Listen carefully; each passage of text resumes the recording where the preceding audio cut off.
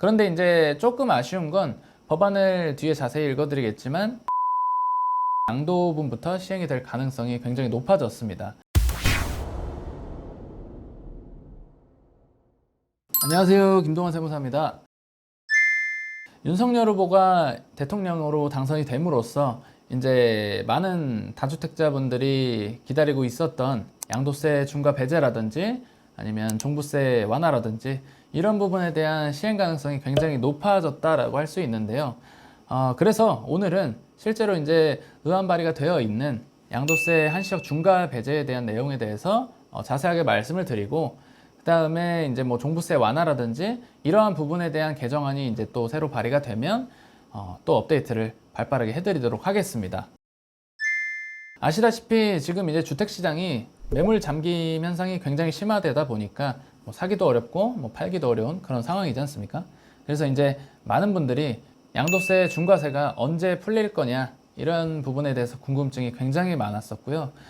특히 이제 작년에 종부세를 굉장히 많이 내셨던 분들의 경우에는 양도세 중과가 너무 과다하다 보니까 팔지도 못하고, 그렇다고 해서 뭐 임대사업자를 내서 뭐 피해갈 수도 없는 상황이다 보니 굉장히 불만사항이 많았습니다. 그런데 드디어 이제 세법 개정안이 올라왔고 양도세를 한시적으로 중과를 배제하겠다라는 개정안이 올라왔습니다. 사실 이제 선거일 전에 이미 법안이 발의가 됐기 때문에 선거일 당시에는 위원회 심사 단계에 있는 그런 상태였습니다. 그런데 이제 조금 아쉬운 건 법안을 뒤에 자세히 읽어드리겠지만 22년 7월 1일 이후 양도분부터 시행이 될 가능성이 굉장히 높아졌습니다. 그래서 이제 이게 7월 1일 양도분부터 시행이 될 예정이다 보니까 22년도에 대한 보유세 부담을 한 번 더 해야 될 가능성이 높다라고 할 수 있는데요.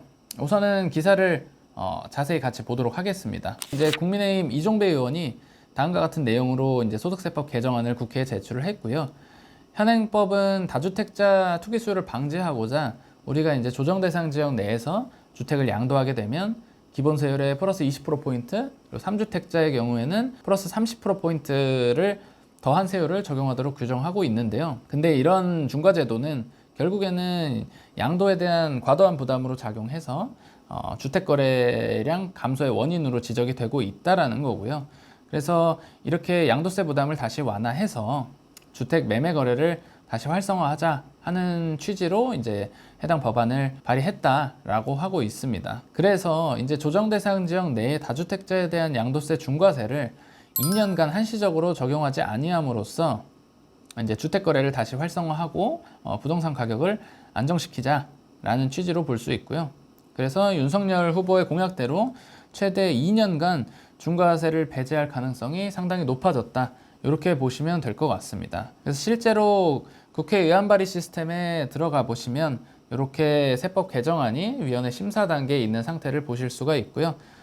제안 이유 및 주요 내용에는 방금 기사 내용이 거의 동일하게 요약이 되어 있는 것을 확인하실 수가 있습니다. 그래서 결론은 조정 대상 지역 내 다주택자 양도세를 2년간 한시적으로 배제하겠다라는 내용이고요. 그것이 이제 소득세법 제104조 제8항으로 신설이 될 예정에 있다라고 보시면 될 것 같습니다. 그래서 이 법이 이제 그대로 통과가 된다라고 하면 2022년 7월 1일 양도하는 분부터 2024년 6월 30일까지 양도하는 분까지 2년간 한시적으로 중과를 배제한다라고 이해하시면 될 것 같습니다. 그래서 앞서 말씀드린 대로 조금 아쉬운 거는 21년도에 이제 보유세를 과다하게 내셨던 분들은 22년도에도 한 번 더 보유세를 부담하실 가능성이 조금 높다라고 볼 수 있는데요. 왜냐하면 아시다시피 재산세나 종합부동산세는 과세 기준일이 6월 1일이기 때문에 6월 1일 날 부동산을 소유하신 분들이 그해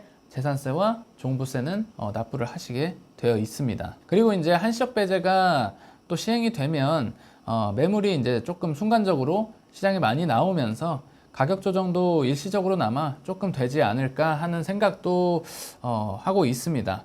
그리고 이제 더 멀리 나가서 이 소득세법 개정안이 통과가 되면 다주택자 중과 제도도 결국은 과거처럼 이렇게 폐지 수순을 밟아 나가지 않을까 하는 가능성도 조금 점치고 있습니다. 그래서 새로운 내용이 업데이트 되는 대로 바로바로 이렇게 유튜브로 소식을 전달해 드리도록 하겠습니다.